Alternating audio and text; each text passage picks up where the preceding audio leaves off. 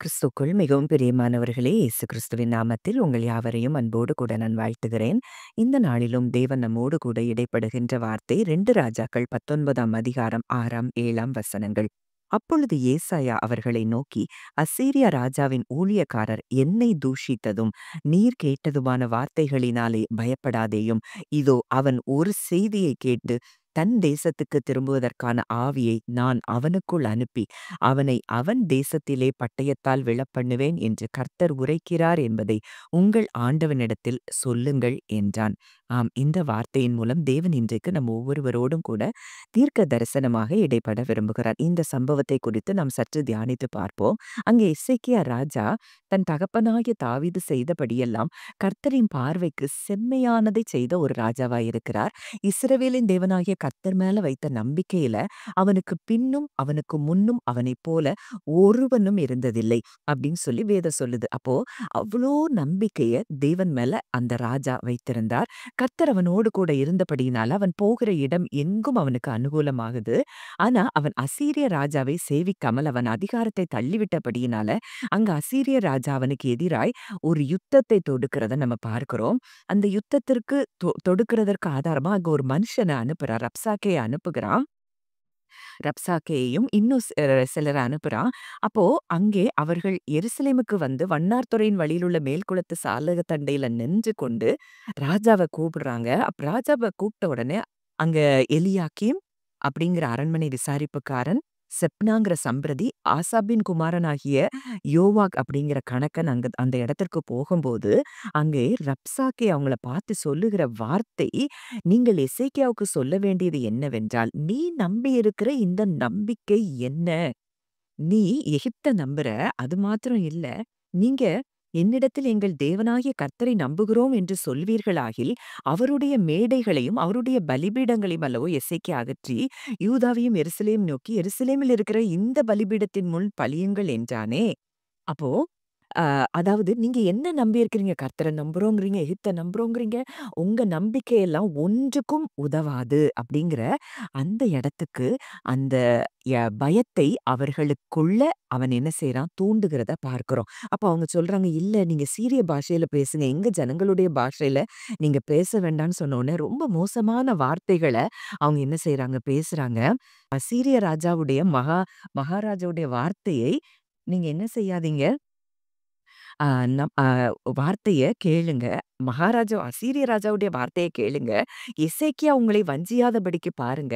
அவன் உங்கள என் கையில இருந்து என்ன செய்ய மாட்டார்? தப்புவிக்க மாட்டான்.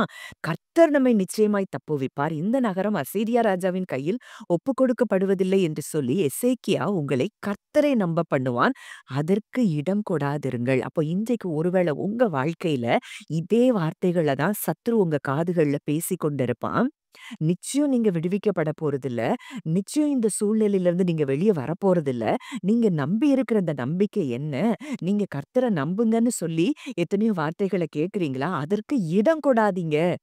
முதலாவது சத்துரு நம்ம இருதயத்துல விதைக்கிறது இந்த பயத்தின் வார்த்தைகள தான் அவன் விதைப்பான்.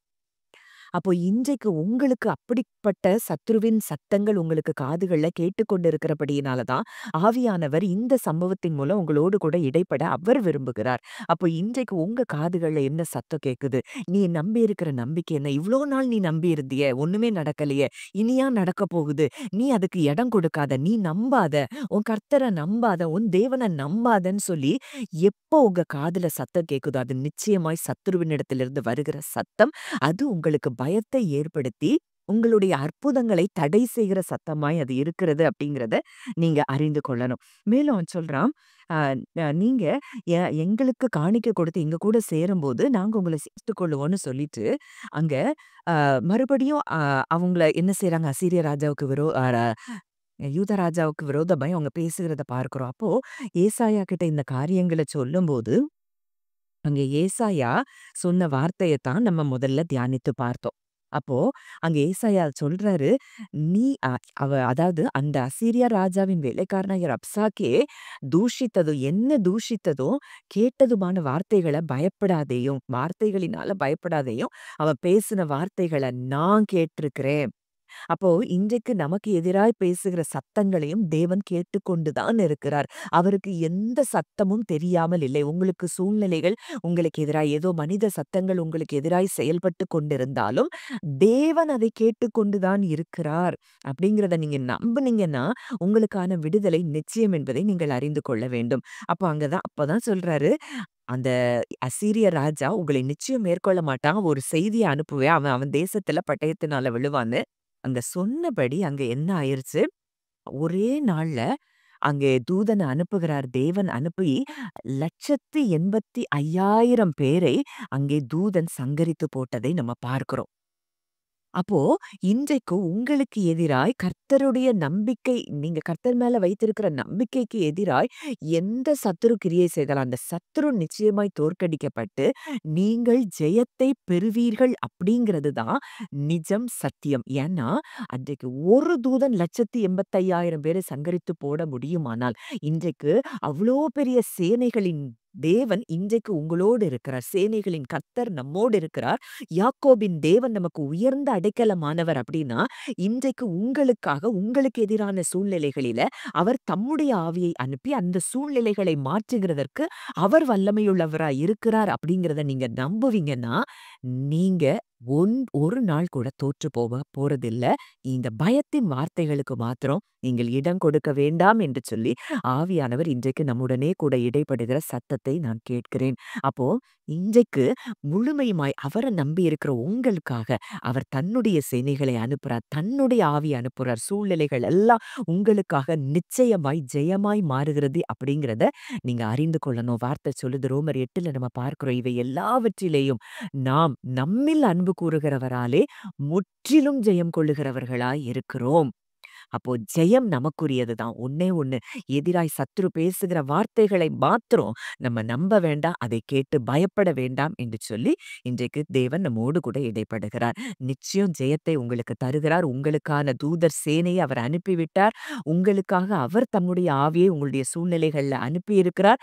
ஜெயத்தை உங்களுக்கு தருகிறார். நிச்சயம் நீங்கள் வெற்றியை காண்பீர்கள். ஜெபிக்கலாம். நல்ல தகப்பனே, நன்றியோடு கூட உம்மை நாங்கள் துதிக்கிறோம், ஸ்தோத்தரிக்கிறோம் அப்பா. இந்த நாளிலும் இதை கேட்கிற ஒவ்வொருவருடைய வாழ்க்கையிலும் எதிராயிருக்கிற சூழ்நிலைகளுக்கு அப்பா மத்தியில நீர் உம்முடைய ஆவியை அனுப்பி சூழ்நிலைகளை உம்முடைய பிள்ளைகளுக்கு நீர் சாதகமாய் மாற்றித் தருகிற கிருபைக்காய் நன்றி செலுத்துகிறோம். எதிராய் எழும்பின எல்லா சத்தங்களையும் நீர் கேட்டிருக்கிறீர் அப்பா. ஆண்டவரே, நீர் ஜெயத்தை கொடுக்கிறீர். உம்முடைய தூதர்கள் சேனையை நீர் அனுப்பி இருக்கிறீர் அப்பா. ஆண்டவரே அப்பா, ஒரு பெரிய வெற்றியை உம்முடைய பிள்ளைகள் காண நீர் கிருபை செய்கிறதற்காக நன்றி செலுத்துகிறோம். உம்முடைய கரங்களில இதை கேட்ட ஒவ்வொருவரையும் தாழ்த்தி ஒப்புக் கொடுக்கிறோம் அப்பா. ஆண்டவரே, ஜெயத்தை பெற்றுக்கொண்டபடியினால் நாங்கள் நன்றி செலுத்துகிறோம் கர்த்தாவே.